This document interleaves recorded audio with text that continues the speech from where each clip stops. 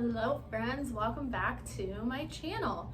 If you're new here, which you probably are because it's only my second video ever, my name's Caitlin. I will be making content on home thrifting, DIYs, plants, and that kind of stuff. So today we are going to make a mini pond and I am super excited.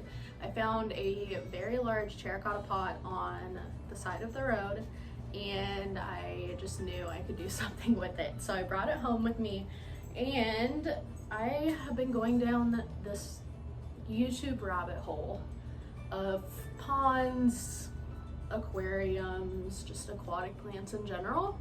And there's this whole world of gardening that I didn't even know existed.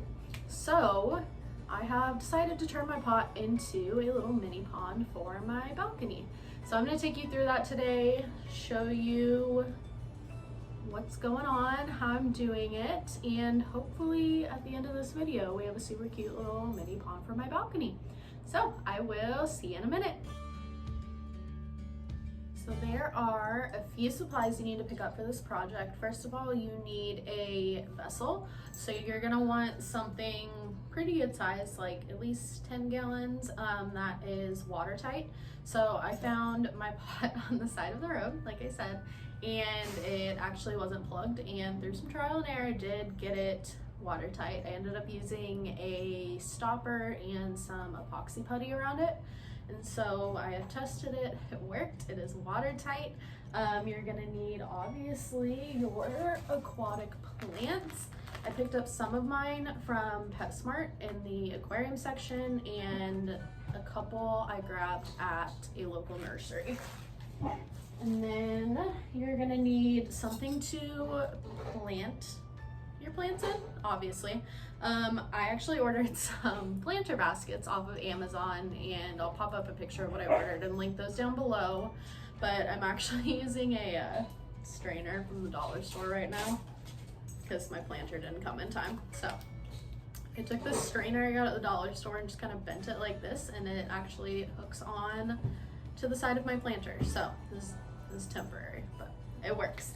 So you need something to put your plants in.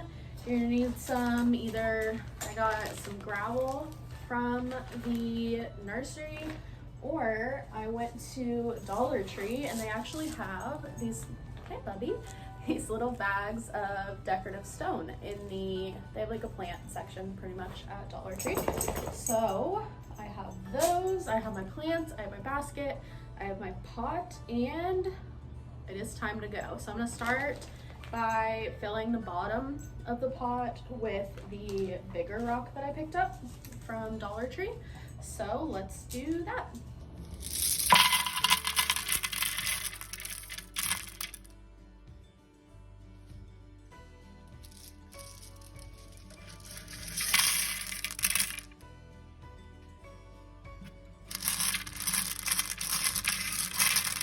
So technically you don't need to put any rock at the very bottom if you are planting in the baskets that I linked down below. But I'm hoping that the water ends up being pretty clear and you'll be able to see to the bottom of my little pond. And I just think it's gonna be a lot more aesthetically pleasing if the bottom is pebbles and not just my little janky patch job. So I've got the pebbles in the bottom, and the next thing I need to do is get my plants into my strainer for right now. All right, I have my planter, my makeshift planter here. I'm going to go ahead and fill this guy up with the smaller rock that I got. This is just like little decorative pebbles. I'm gonna fill this most of the way up. With rocks, bugs. This looks like the, you know, at the candy store, they have the little chocolate pebbles. That's what this reminds me of. Actually, that's funny. Okay, so I have my gravel in here, and you're just gonna take your plants. These bamboo I got at a local nursery, and you want basically just the roots to be in here. So I made sure to pick up only semi-aquatic plants. And when you go to somewhere like PetSmart that's gonna have full aquarium plants, they have aquatic plants and semi-aquatic plants. And I was looking for just semi-aquatic because when I plant this, I want the greenery, the actual foliage to be above the water. And so if you get a full aquatic plant, that means that it lives 100% underwater. And since I'm going for more of like a above ground vibe, I only picked up the semi-aquatic plants. But if you wanted to do like a aquarium, you could do an aquarium with no fish if you wanted to and just do plants. And there are a lot of really cool aquatic plants that you could put in there. All right, so I've got my bamboo all planted in here. You just want the roots below and the foliage above. So this will actually hook on to the side of my pot, and this part should be submerged under the water. So I'm actually going to take the other strainer I bought and bend it up because I have a couple more plants I need to get potted, and I will check back with you after.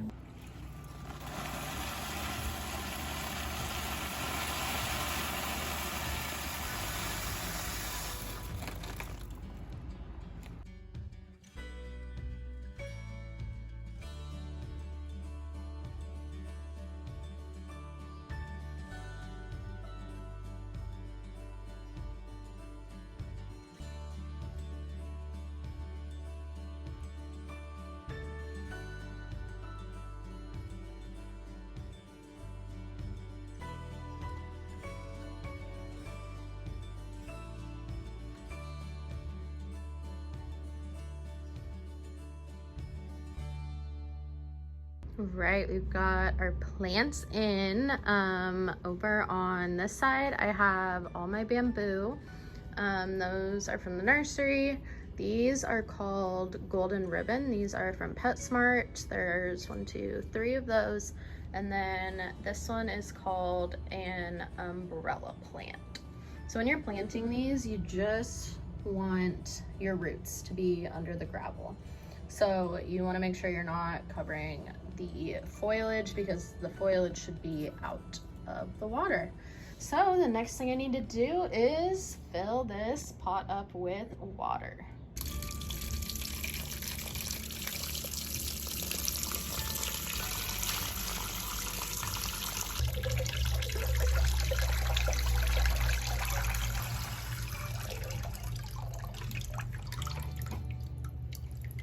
Okay, she's full. So cute. This looks a lot better than the last time I filled it up. It's a lot clearer. I'm gonna let this sit for a little while. The plants have been out of water overnight, and so my poor umbrella plant is looking a little sad. So I'm hoping that'll perk up. I'm also going to grab some floating plants this afternoon, so they'll float on top of the water and hopefully kind of cover up some of my little janky basket situation. I had a really hard time finding aquatic plants, so I'm actually going to buy some water hyacinth from a lady I found on OfferUp, and then I'm gonna go try, I think, an aquarium store to look for some duckweed, which is another like little tiny plant that just floats on top of your pond. So yeah, I'm gonna let this kind of acclimate for a little bit, and I will check back in this afternoon. All right, friends, we are back. I had some pizza with Oliver watching. I took a nap, I propagated some succulents, and I went and picked up my water hyacinth, and I'm staring at it right now. It looks so good. I wasn't actually able to pick up any more floating plants for the top of the little pond area today, so I am gonna add those eventually, but for now our pond is done, so I will flip you around and let you see.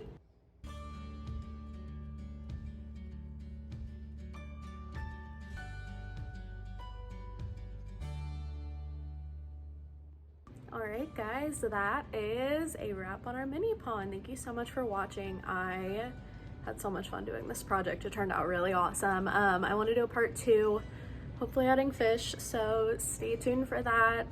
If you enjoyed this video, subscribe and comment down below what kind of fish you would put in your mini pond. You can follow me on Instagram. I will pop it up here. Oh, there's Bailey.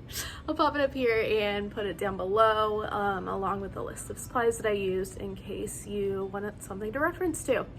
Thanks so much for watching, guys, and I'll see you next time. Bye.